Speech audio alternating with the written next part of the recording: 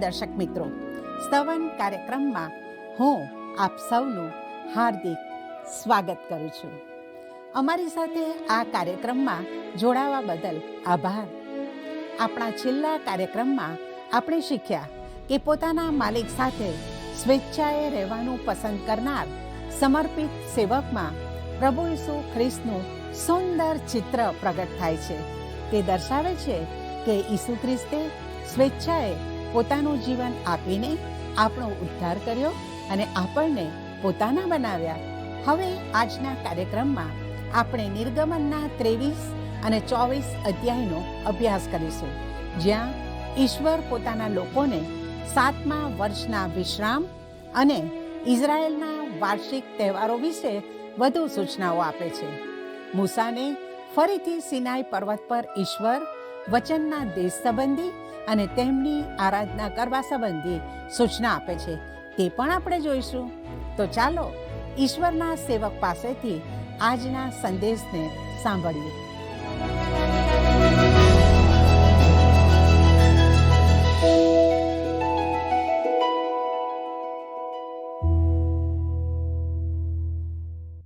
કેમ છો દર્શક મિત્રો? નિર્ગમનના પુસ્તકનો અભ્યાસ કરતાં કરતાં આજે આપણે 23મા અધ્યાયમાં આવી પહોંચ્યા છીએ. જો મિત્રો તમારી પાસે પવિત્ર પુસ્તક બાઇબલ હોય તો નિર્ગમનનું પુસ્તક તેનો 23મો અધ્યાય ખુલ્લો રાખશો. આવો આપણે 23મા અધ્યાયની પહેલી કલમ જોઈએ. તું જુઠ્ઠી અફવા માની ન લે. દુષ્ટની સાથે સામેલ થઈને તું જુઠ્ઠી સાક્ષી ન પૂર. મિત્રો, તમે જે બોલો છો તે વિશે સાવધ રહો. આ ઈશ્વરનો નિયમ છે. કોઈ ગપ્પા મારનાર, ખૂની, ચોર કે વ્યભિચારી જેવો જ ભૂંડો છે. તેમ છતાં આપણા સમાજમાં જુઠ્ઠા સહેલાઈથી મળી રહે છે, ખરું ને? મિત્રો, હવે બીજી કલમ જણાવે છે, ઘણાઓનું અનુસરણ કરીને તું દુષ્ટતા ન કર અને કોઈ મુકદ્દમામાં ઘણાની તરફેણમાં વળી જઈને જુઠ્ઠી સાક્ષી પૂરીને ન્યાય ન મરડ. જો આપણે ઈશ્વરના નિયમો અનુસરવા હોય તો બહુમતીનું અનુસરણ કરવાનું નથી. ટોળાશાહી હંમેશા સાચી હોતી નથી અને તે ખોટું પગલું ભરી શકે છે. ભૂંડું કરવા માટે ટોળા પાછળ જવું તેમાં સાચી સ્વતંત્રતા નથી. ત્રીજી કલમ જોઈએ. અને ગરીબ માણસના દાવામાં પક્ષપાત ન કર. ધનવાન કે ગરીબ બંને માટે ન્યાય યોગ્ય રીતે થવો જોઈએ. રોમન લોકો ન્યાયને આંખે પાટો બાંધેલી એક સ્ત્રી સાથે સરખાવતા હતા. ન્યાય કોઈ વ્યક્તિની શરમ રાખતો નથી. ન્યાયનું પ્રતીક તે સ્ત્રીના એક હાથમાં તરવાર અને બીજા હાથમાં ત્રાજવા હતા. તરવારનો અર્થ છે અપરાધી ઠરનારને મોતની સજા અને ત્રાજવાનો અર્થ સાચો ન્યાય થાય છે. ન્યાય કોઈની પણ આંખની શરમ વગર કરવામાં આવે છે. મિત્રો, હવે ભૂમિ અને સાબાતના કાયદા વિશે 10 અને 11 કલમ જણાવે છે. અને 6 વર્ષ તું તારા ખેતરમાં વાવેતર કર ને તેની ઉપજ ભેગી કર, પણ 7મે વર્ષે તેને વિશ્રામ આપી પડતર રાખ, કે તારા લોકોમાંના ગરીબોને ખાવાનું મળે ને તેઓ પડ્યું મૂકે તે વન પશુઓ ખાય. તારી દ્રાક્ષાવાડી તથા તારી જૈતવાડીને પણ તું એ પ્રમાણે કર. વહાલાઓ, જ્યારે ઇઝરાયેલ વચનના દેશમાં જાય છે ત્યારે ઈશ્વર આ નિયમને ફરી જણાવે છે. સાબાત દિન, સાબાત વર્ષ અને જુબિલી વર્ષનું વર્ણન લેવીયના પુસ્તકમાં કરવામાં આવ્યું છે. ટૂંકમાં સાબાત દિન એ અઠવાડિયાનો 7મો દિવસ હતો અને તે સંપૂર્ણ આરામનો દિવસ હતો. સાબાત વર્ષ ખેતીકામથી ભૂમિને દર 7 વર્ષે આરામ આપવા માટે હતો. જુબિલી વર્ષને મુક્તિનું વર્ષ કહેવામાં આવતું. જેઓને જાતે ફરજિયાત ગુલામ બનવું પડ્યું હોય તેઓને દર 50મા વર્ષે મુક્ત કરવામાં આવતા હતા. જેમણે જમીનો વેચી દીધી હોય તે જમીનને તેમના મૂળ માલિકો તરીકે પાછી સોંપવામાં આવતી હતી. મિત્રો, રસપ્રદ વાત એ છે કે આજે લોકો ફક્ત સાબાત દિવસ જ પાળવાનો પ્રયત્ન કરે છે. તેઓ સાબાત વર્ષને ટાળે છે, ખાસ કરીને ખેડૂતો, અને જુબિલી વર્ષને પૂરી રીતે ભૂલી જાય છે. હવે રાષ્ટ્રીય પર્વો સંબંધી નિયમ આપવામાં આવે છે, જે 14થી 17 કલમ જણાવે છે. વર્ષમાં તું મારે સારું 3 વાર પર્વ પાળ. 2 ખમીર રોટલીનું પર્વ પાળ. એટલે તને મેં આજ્ઞા આપી છે તે પ્રમાણે આબીબ માસમાં ઠરાવેલે સમયે 2 ખમીર રોટલી તું 7 દિવસ ખા, કેમ કે તે માસમાં તું મિસરમાંથી નીકળ્યો. અને કોઈએ ખાલી હાથે મારી પાસે આવવું નહીં. વળી ખેતરમાં વાવેલામાંથી લઈને તારી મહેનતના પ્રથમ ફળનું એટલે કાપણીનું પર્વ પાળ. અને વર્ષને અંતે ખેતરમાંથી તારી મહેનતનું ફળ ભેગું કરે ત્યારે તું સંગ્રહ પર્વ પાળ. તારામાંના દરેક પુરુષે વર્ષમાં 3 વાર પ્રભુ યહોવાની આગળ હાજર થવું. વર્ષમાં 3 વાર દરેક હિબ્રુ પુરુષે યરૂશાલેમમાં પ્રભુ યહોવાની આગળ હાજર થવાનું હતું. તેઓએ 3 પર્વ ઉજવવાના હતા. પહેલું પાસ્કા પર્વ, બીજું 50માનું પર્વ, ત્રીજું માંડવા પર્વ. તમને યાદ હશે કે પાસ્કા પર્વ મિસરમાં છેલ્લી આપત્તિ એટલે પ્રથમ જનિતના મોતથી ઇસરાયેલનું રક્ષણ અને મિસરની ગુલામીમાંથી છુટકારા માટે સ્થાપિત કરાયું હતું.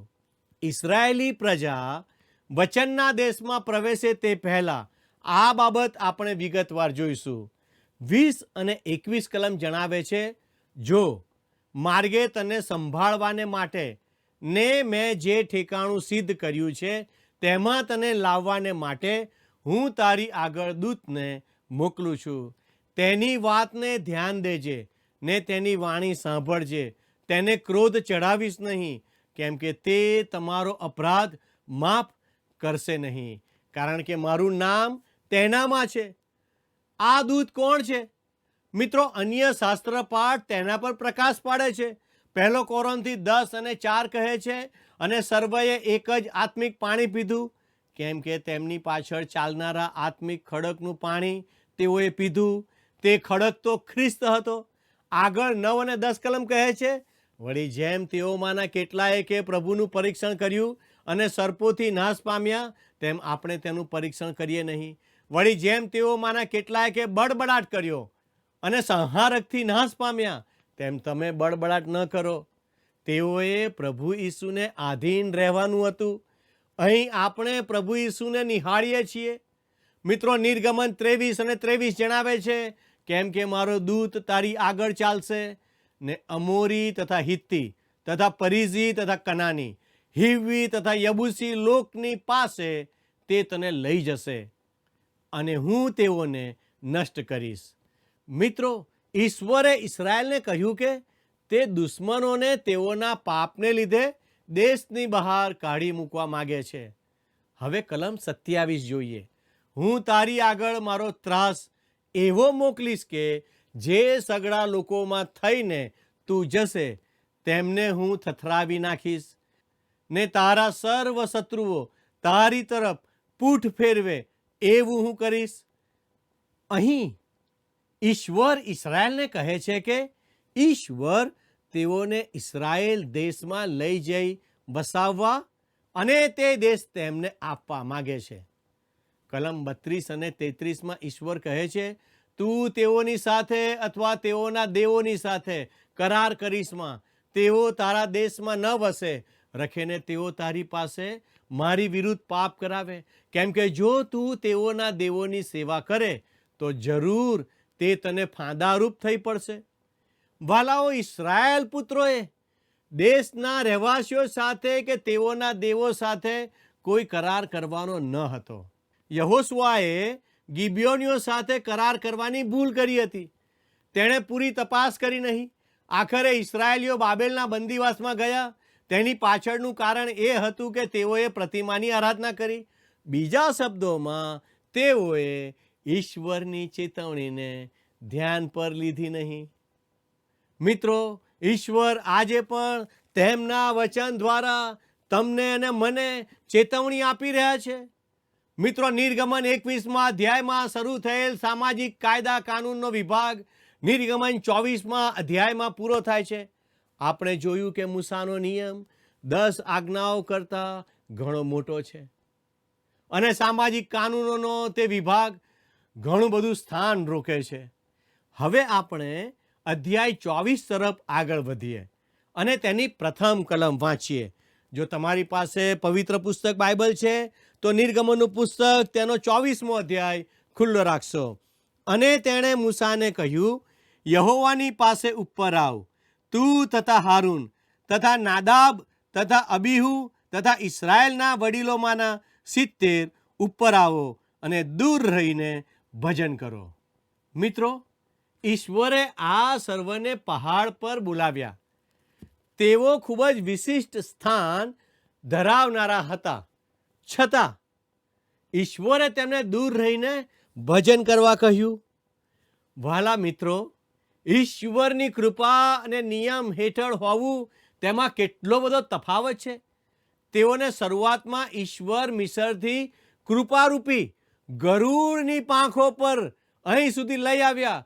તે કરતાં હાલની પરિસ્થિતિ તદ્દન જુદી હતી. નિયમ નીચે માણસે ઈશ્વરનું ભજન દૂરથી કરવાનું હતું. પણ આજે એફેસોનો પત્ર 2 અધ્યાય 13મી કલમમાં આપણને સંત પાઉલ કહે છે, પણ તમે જેઓ પહેલા દૂર હતા તે તમે હમણાં ખ્રિસ્ત ઈસુમાં ખ્રિસ્તના લોહીએ કરીને પાસે આવ્યા છો. મિત્રો, ઈશ્વરે તેમની કૃપાથી આપણો ઉદ્ધાર કર્યો અને આજે આપણને જીવન માર્ગમાં દોરી રહ્યા છે. કલમ 2 અને 3 કહે છે, અને મૂસા એકલો યહોવાની પાસે આવે, પણ તેઓ પાસે ન આવે, તેમ લોકો તેની સાથે ઉપર આવે નહીં. પછી મૂસાએ આવીને લોકોને યહોવાની સર્વ વાતો તથા તેના સર્વ કાનૂનો કહી સંભળાવ્યા અને બધા લોકે એક અવાજે ઉત્તર આપ્યો, યહોવાએ જે બધી વાતો કહી છે તે અમે પાડીશું. વાલા મિત્રો, આ બીજી વાર ઇસ્રાયેલ પુત્રોને ઈશ્વરે પોતાની આજ્ઞાઓ તથા નિયમ આપતા તેને પાલન કરવા સંબંધી પૂછ્યું ત્યારે તેઓએ હકારાત્મક જવાબ આપ્યો હતો. જ્યારે તેઓએ ઈશ્વરને આ કહ્યું ત્યારે તેઓ ખાતરી ધરાવનાર, સંતોષી અને સ્વાભિમાની હતા. બધા નિયમો પ્રાપ્ત કર્યા પહેલાં જ તેઓએ યહોવાના સર્વ વચનો પાળવાનું વચન આપી દીધું. તેઓને 10 આજ્ઞા આપવામાં આવી હતી અને તેઓ માનતા હતા કે તેને તેઓ પાળી શકશે. આપણને આશ્ચર્ય થાય કે ઇસ્રાયેલી લોકો આવી રીતે કેમ છેતરાયા.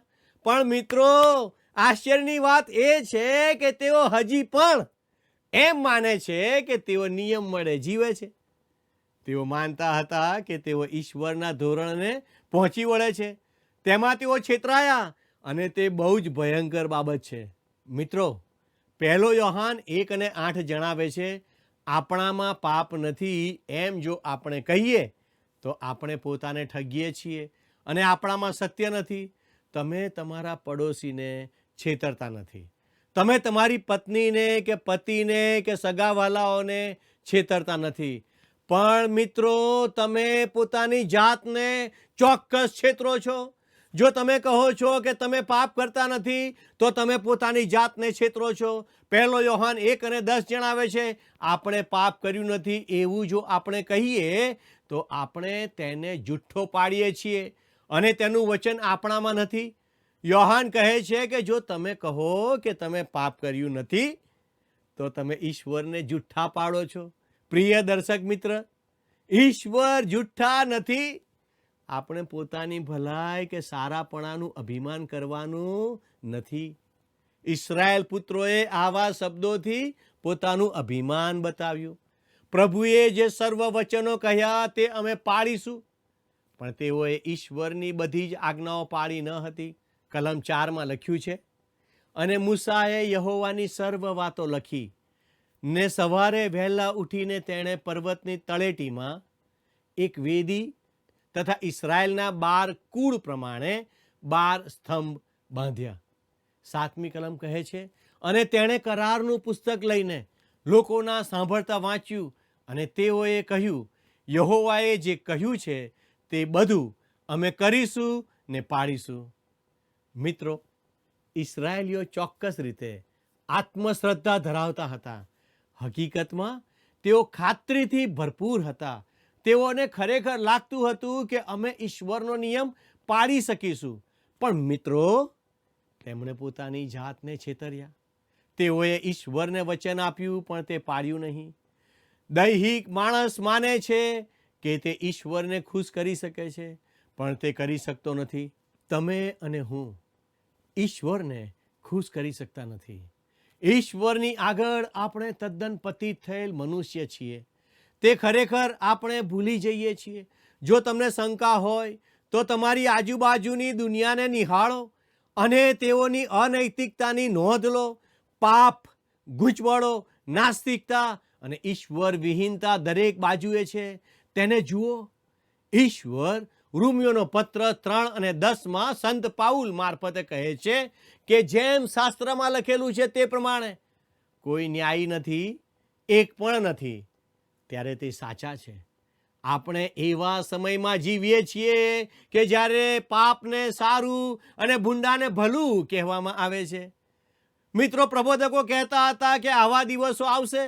હા, ચોક્કસ તે દિવસો આવી ગયા છે. 8મી કલમમાં લખ્યું છે, પછી મૂસાએ રક્ત લીધું ને લોકો પર છાંટીને કહ્યું, જુઓ, તમારી સાથે યહોવાએ આ સર્વ વચનો સંબંધી જે કરાર કર્યો છે તેનું રક્ત આ છે. ઈશ્વરે તેઓને નિયમો આપ્યા. તે પહેલા ઇસ્રાયેલીઓ પર રક્ત છાંટવામાં આવ્યું જેથી તેઓ જાણે કે એક બલિદાનની જરૂર છે.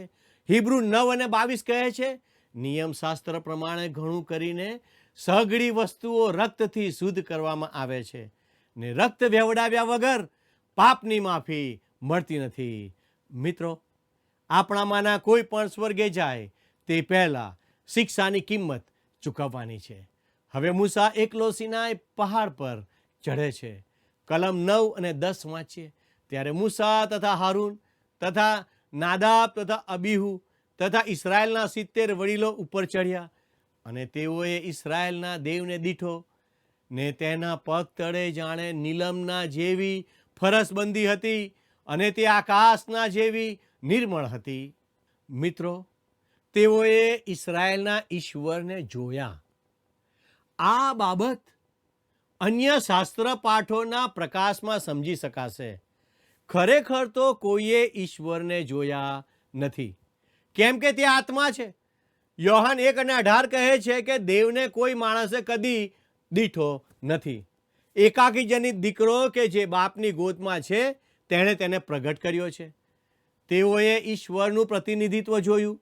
પ્રભુ ઈસુ ખ્રિસ્ત આપણા માટે ઈશ્વર પિતાનું સૌથી નજીકનું ચિત્ર છે, પણ આપણા હૃદયોને તે સંતોષ આપશે. આજે આપણે પિતા વિશે જે કાંઈ જાણીએ છીએ તે તો તેમના પુત્ર વડે જ છે.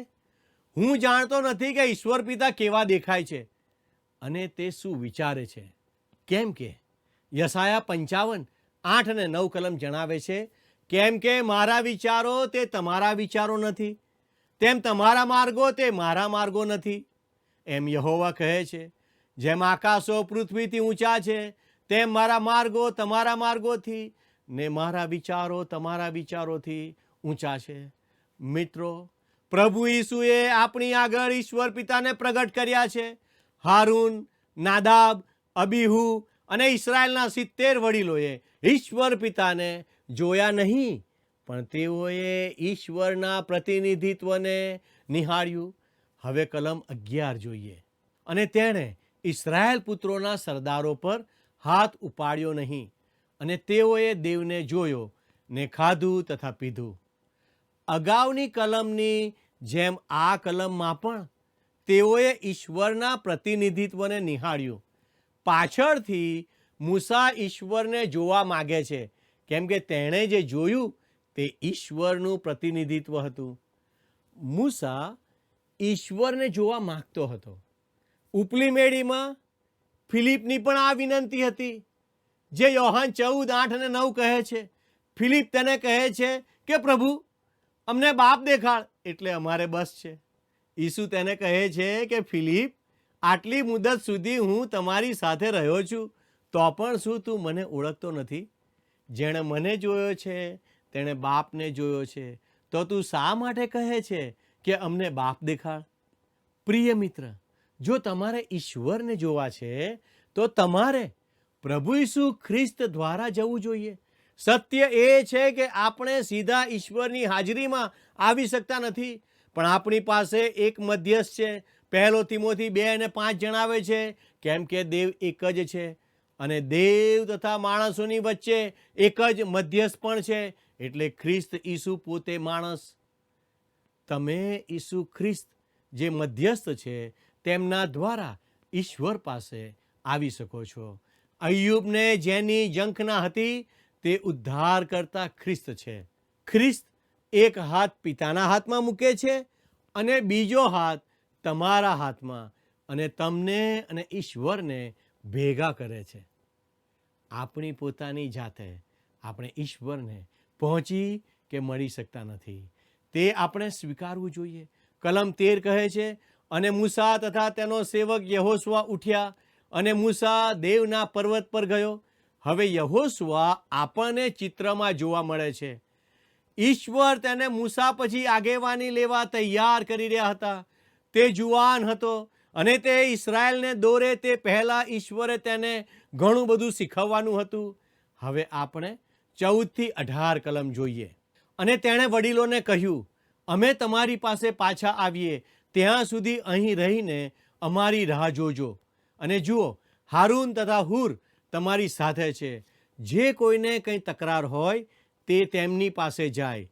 પછી મૂસા પર્વત પર ચડ્યો ને મેઘે પર્વતને ઢાંકી દીધો, અને યહોવાનું ગૌરવ સિનાઈ પર્વત પર થંભ્યું ને 6 દાડા સુધી મેઘે તેને ઢાંકી રાખ્યો. અને 7મે દિવસે તેણે મેઘમાંથી હાંક મારીને મૂસાને બોલાવ્યો. અને ઇસ્રાયેલ પુત્રોની દ્રષ્ટિમાં યહોવાના ગૌરવનો દેખાવ પર્વતના શિખર ઉપર ખાઈ જનાર અગ્નિ જેવો હતો. અને મૂસા મેઘની અંદર પેસીને પર્વત પર ચડ્યો. અને મૂસા 40 દહાડા તથા 40 રાત પર્વત પર રહ્યો. આ સમય દરમિયાન સિનાઈ પહાડ પર મૂસાએ પુસ્તકના બાકીના જે નિયમો પ્રગટ થયા તે પ્રાપ્ત કર્યા. મિત્રો, મૂસા લાંબો સમય ઈશ્વરની હાજરીમાં રહ્યો અને ઈશ્વરે તેને બીજા નિયમો આપ્યા. તેણે ઈશ્વરનો અવાજ સાંભળ્યો. શું તમે ઈશ્વરનો અવાજ સાંભળવા દરરોજ ઈશ્વરની આગળ બેસો છો? શું તમે દરરોજ ઈશ્વરનું પવિત્ર વચન બાઇબલ વાંચો છો? જો તમે ઈશ્વરનો અવાજ સાંભળવા માંગો છો તો ઈશ્વરની સાથે સમય પસાર કરો. ઈશ્વર આપને ઈશ્વરનું વચન વાંચવાને માટે મદદ કરે, એ જ પ્રાર્થના સાથે હું આપની વિદાય લઉં છું. આમેન.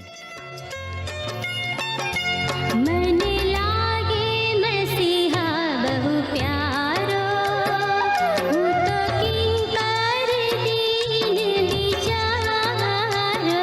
મને લાગે મસીહા બહુ પ્યારો, હું તો કિંકર દીન બિચારો.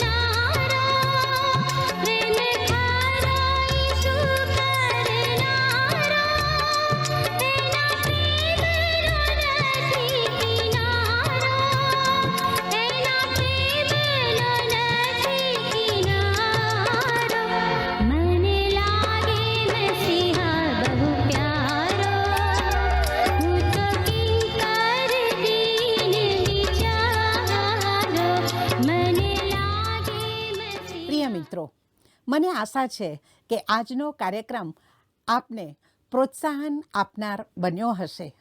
આજના અભ્યાસમાં આપણે શીખ્યા કે ઈશ્વરના નિયમો જીવનના દરેક ક્ષેત્રમાં ન્યાય, સત્ય અને પવિત્રતા સ્થાપિત કરવા માટે આપવામાં આવ્યા છે. આપણે આજ્ઞાપાલન અને આરાધના દ્વારા ઈશ્વરનું સન્માન કરવાનું છે. ઇસરાયેલી લોકોએ આત્મવિશ્વાસપૂર્વક ઈશ્વરના કરારનું પાલન કરવાની પ્રતિજ્ઞા લીધી, પરંતુ તેમની નિષ્ફળતાઓએ દર્શાવ્યું કે માનવજાત પોતાની શક્તિથી ઈશ્વરના સંપૂર્ણ ધોરણોને પાળી શકતી નથી. આપણે પણ ઈશ્વરની આજ્ઞાઓ પાળવામાં નિષ્ફળ ગયા છીએ. વાલા મિત્રો, આજનો પ્રશ્ન છે, ઇસરાયેલી પ્રજાને વર્ષમાં કેટલા પર્વ પાળવાનું કહેવામાં આવ્યું? A 2, B 7, C 3, D 5. મિત્રો, ગત પ્રશ્નનો જવાબ છે ડી, ન્યાયાધીશો. મિત્રો, કાર્યક્રમ આપને કેવો લાગ્યો તે અમને જણાવશો તો આનંદ થશે. તે સાથે આજના પ્રશ્નનો જવાબ પણ મોકલી આપશો. તે માટે અમારો સંપર્ક નંબર છે 94 29 37 56 10, 9429375610. ધન્યવાદ. શું તમને આ કાર્યક્રમ ગમ્યો? અત્યારે જ અમને મિસ કોલ કરો.